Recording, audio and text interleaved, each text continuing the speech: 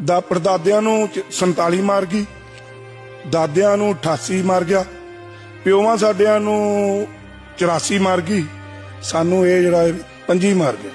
ਮਤਲਬ ਲਾ ਲਓ ਸਾਨੂੰ ਜੋ ਤੋਂ ਵੀ ਪੰਜਾਬ ਆਜ਼ਾਦ ਹੋਇਆ, ਲੋਕ ਆਂਦੇ ਆ 15 ਅਗਸਤ ਨੂੰ ਦੇਸ਼ ਆਜ਼ਾਦ ਹੋਇਆ, ਮਤਲਬ ਸਾਨੂੰ ਬਰਬਾਦੀ ਆਈ, ਕੋਈ ਆਜ਼ਾਦੀ ਨਹੀਂ। ਵੇਖੋ ਇੱਧਰ ਨਜ਼ਰ ਮਾਰ ਕੇ ਵੇਖੋ 7-8 ਕਿਲੋਮੀਟਰ ਤੱਕ ਕੋਈ ਚੀਜ਼ ਨਜ਼ਰ ਆ ਰਹੀ, ਕੋਈ ਰੁੱਖ ਵੀ ਨਜ਼ਰ ਨਹੀਂ ਆ ਰਿਹਾ।